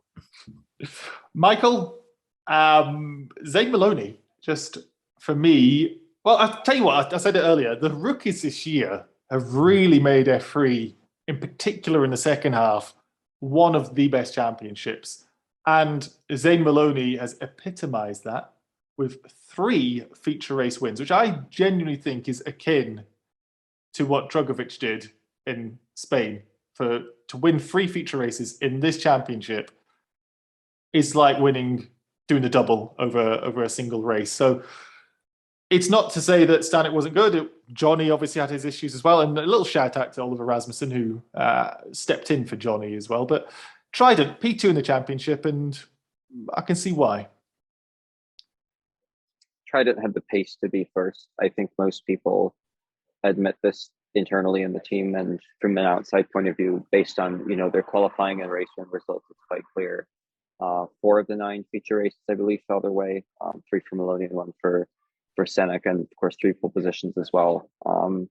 Generally speaking, all the cars, especially at the end of the year, were all up front. I guess going in numbered order here, Edgar, I judge him kind of on the second half of the year. Bahrain, he was honestly really too sick to be able to race properly, which he's talked about before. And then of course needs a weekend or 2 to get back into it. He's not at full strength yet, as far as I know. He's getting up there. We'll need a few more months, I think, to really figure himself out, and hopefully next year can do what many expected of him this year. But yeah, a driver, he's a safe pair of hands. You can say the same about Stanek. Both of them get caught up in very, very few incidents, and that to me is their hallmark. In fact, if I'm not mistaken, Stanek, his first 2 years in F3, I don't think he ever retired, or at least was never classified as a retirement, which is, for a field as chaotic as Formula 3, as we all know, is a very, very impressive feat, even if he's not usually running up in the top positions back then. Can I have you in my pub quiz team, please, Michael? Because if you've got that sort of trivia sitting in your head, that is terrific. But you're completely right. I double-checked, verified it. Not one DNF that's recorded. Part of my job as a F1 Computer Series copy editor is fact-checking. So I have gone down these wormholes many, many times. Anyways, that aside, yeah, so Stanek I echo what Josh said. I think he plays second fiddle a lot. even that victory in Imola, you know, I don't want to say he lucked into it because it was a great performance, but he benefited from Maloney, who was out in the front spinning himself out of contention. And out of the championship. Which sums up, yeah, and that would have been the title for Zane. Without that, I think it would have been the story of Maloney's season would have been so different, because we would have had a driver who is up front and scoring big points from the beginning. And I've done the maths, and Maloney had 115 points in the last 5 races, or 105 in the last 4, which, you know, that is enough for a title campaign in half a year. That would have put him still in that top group, right below, you know, Crawford had, I think, 109. So right in that top bracket. And he's going to look back, and he admits it as much, that Imola and Barcelona, when he was disqualified from qualifying, is what screwed him out of this title fight. But, you know, he can look back with pride on what he did accomplish, on the surprise that he sprung, and I think on the head that he turned, sometimes not for the right reasons, for the accidents. He will need to sort of clean that up, but as a lot of, you know, driver analysts say, even Helmut Marko, for example, says that he'd rather take a fast driver who's erratic than one who's slow, because it's much easier to sort of sharpen out those rough edges. Well, you don't want to necessarily do it, but kind of clean up a loose cannon in a way. Sorry for mixing metaphors here, getting late. I completely understand what you're saying, though. No, I think that's accurate. I'm going to cut you off a little bit and go on to PREMA, because, well, it's been probably one of the longest podcasts we did. Probably the longest podcast since Josh Revell was last on the podcast. I'm pretty certain about that. Thanks, Josh. But equally, my big mouth will help that cause when it's... It will, but also when we're trying to go through Formula 3 here, with how many drivers there are, it's going to take a while. And how do we describe PREMA's? Yeah, they're the team's champions. That's good.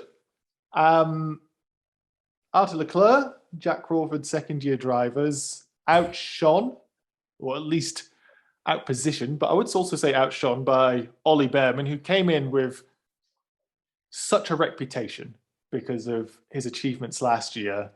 And had he won the title this year, which he was a whisker away from doing, the amount of expectation you'd have for next year, because he'd be following pretty closely in footsteps of, well, a certain Aussie who's getting a drive in Formula 1 next year. I'm still massively impressed by Behrman. And yeah, PREMA, you expect them to be taking the top slots, and they did. So, Josh, your thoughts on PREMA's 2022? I guess start off with Jack Crawford. Jesus. Jack, same thing. I'll just call him Zach Crawford. No, he was like... Jack showed some good stuff this year, but his problem was that on one hand, he had a namesake driver who everyone was having high expectations for, and on the other hand, you had a guy who was coming in with the sort of legend of John Henry's hammer on his side. Like, it's hard really to keep up with that, even if you're a Red Bull driver. But even in the Red Bull spectrum, Crawford is low in terms of hype, you know, like, if you think of all the Red Bull juniors that there are right now, where does Crawford sit in that spectrum? And this year hasn't helped. He hasn't been slow. He's been there with his teammates. He just hasn't been really quite as much in contention as the Bear was. Which kind of sucks for him. But we do have to ask, what's Crawford going to do next year? Because is Marco going to keep him on? I don't know. I know if Crawford's going to remain with Red Bull next year. Is there any reason to keep him on next year, if we're being brutally honest? I think his age. I think a lot of people really overlook how young he was. He barely got into the championship before the last year. Yeah. He's a really young driver still, and But, I do agree though. What do you do next year? But the thing is he doesn't come across as a driver Marco would necessarily back. Like Marco's a dude who will go for not loose cannons, but he sort of goes for the exciting drivers, the ones that will sort of take a car to the ragged edge. And, you see that, you see him go for the drivers that will just sort of go for the gap. Crawford doesn't come across as a driver who's like that. It's like it's a bit of a weird driver for Marco to like. He's not really someone Marco typically backs. So I don't know how long he's going to remain there, irrespective of his age. But just devil's advocate here, we see. saw Jack Doohan go Red Bull to Alpine. Is that a possible thing? Alpine seem to have a lot of juniors really that we sort of want seats, but at the same time, Alpine have this really unhealthy obsession lately of sort of saying, "Oh well, we'll trade you to Williams for a couple of years," and it's what landed them in hot water in the first place. And now they want to do the same thing with Jack Doohan. It's like, do you not learn? Yeah.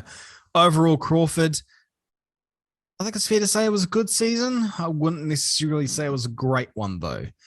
The Bear, love the dude.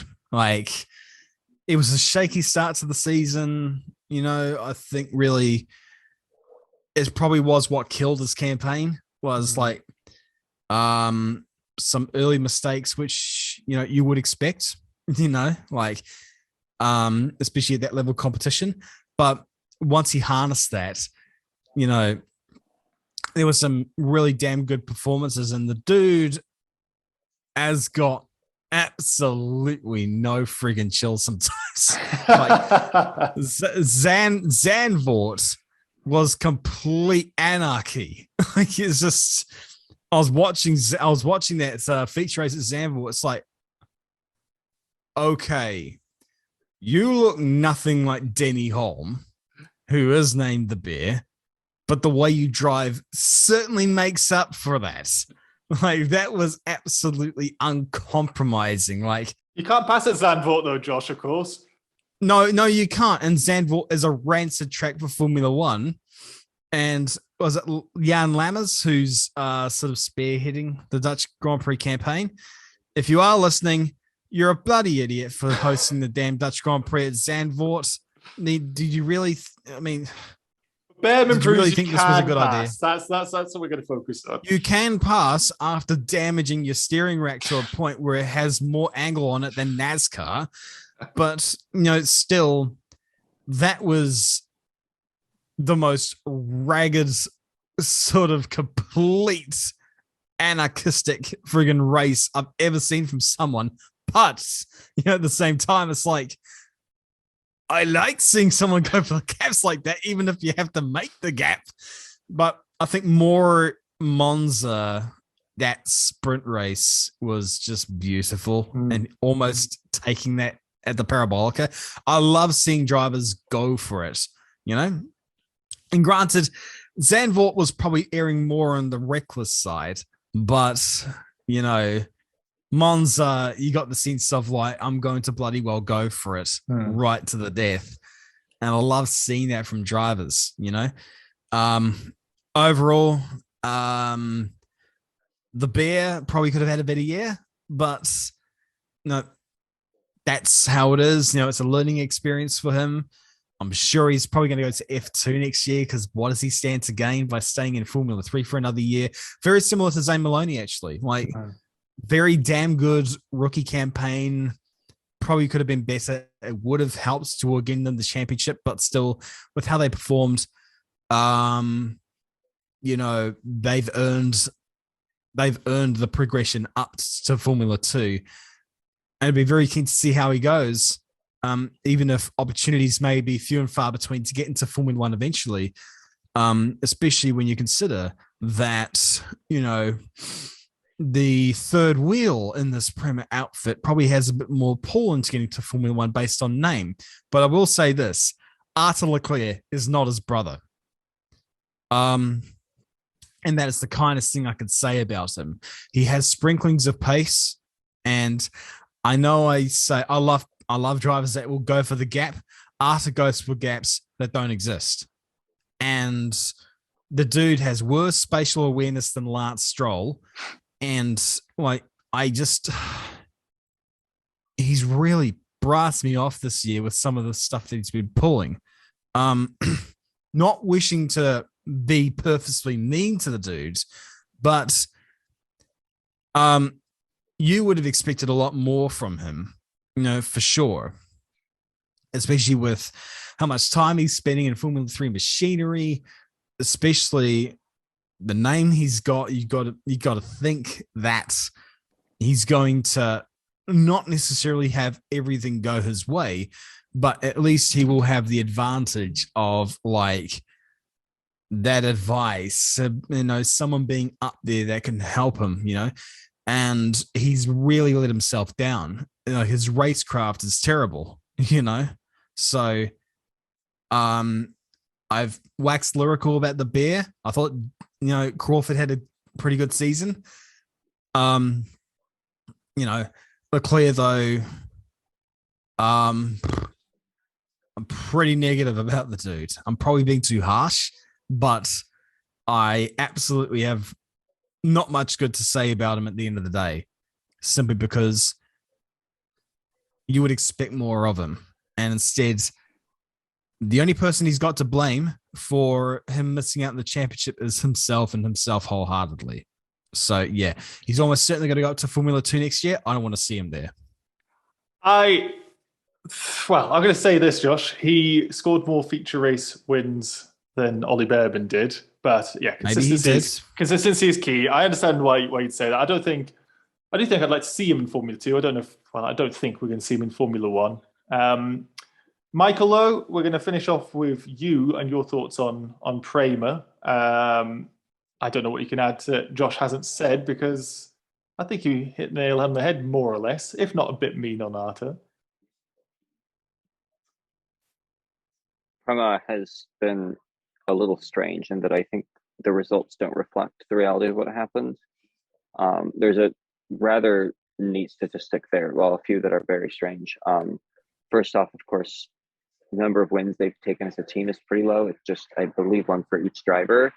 No poles, yet every single driver there has finished every lap, which is a pretty astounding accomplishment in such a chaotic F3, as I talked about with Stanek. PREMA's, they've never really had a retirement. At times, they almost looked a bit more like a midfield team if you sort of discount their history. They were there, but sometimes they were not really showing that edge that they have in years past. I'd say that was probably early in the season, more so when, Behrman was still coming into his own. He's a driver who I'd say exemplifies the rookie class this year, and really one of the actually very cool dynamics of Formula 3, which is you start out with the experienced drivers, showing their strengths, showing what they've learned. And then as obviously as the rookies develop and come into their own, they start to really show what they're made of. Behrman did that. Hadjar did that at first. Then I'd say pendulum kind of swung the way of Maloney and Behrman. Crawford, yeah, it was a strange one from him, and I'd say a strange one from Leclerc as well. Both of them kind of falling victim to that phenomenon of the rookies coming along well. Yeah, Jack's season is a difficult one because he was, I'd say, the most anonymous of the title contenders. Certain race weekends just really didn't seem to be there. Also had his share of bad luck, was taken out a couple times in the middle part of the season. We obviously Hungary was perhaps the more famous one, when Leclerc went for a gap that was very, as Josh alluded to, very much saying it existed is probably pretty generous in itself. I mean, it was that incident we maybe don't talk about at all.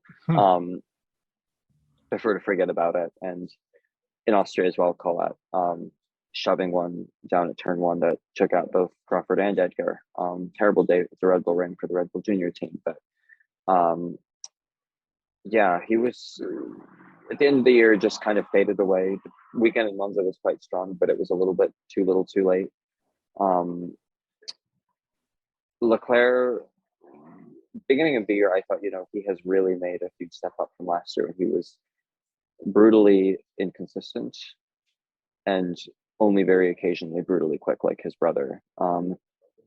Few weekends, Silverstone was I'd say excellent on Arthur's part. Some of his recoveries, Bahrain was really. I think he went from outside the top 12 into the podium in one of the races, which is very impressive. Then again, the second half of the year didn't really do anything of note that was that great, except Belgium. I'd say he had a recovery drive that was really strong, but again, some pretty horrible qualifying results throughout the year. I think 4 or 5 times he was outside the top 12, which, in a PREMA, you have some bad luck sometimes, but that should account for 1 to 2 sessions, not half of them. And that's where I think he really needs to step it up. I'd actually say his race is quite strong, but in qualifying, he is not what Charles is, where you have perhaps almost the reverse instance.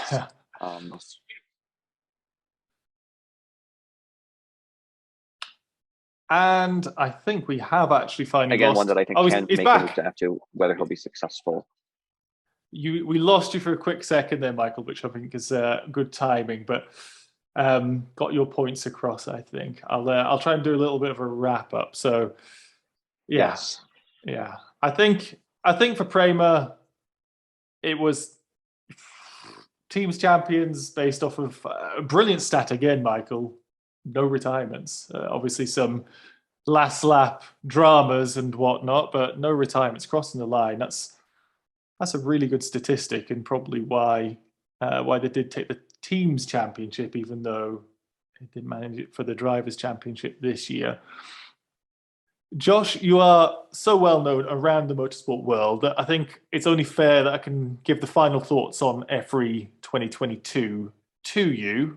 Personally, I would suggest it's a worthy champion with some extremely exciting rookies who I'm thrilled, I'd say, to see in Formula 2 next year. Maloney, Behrman, Hadjar, Colapinto, future's looking bright. But yeah, those are my words. Your words for summing up Formula 3 in 2022. My words echo yours, basically.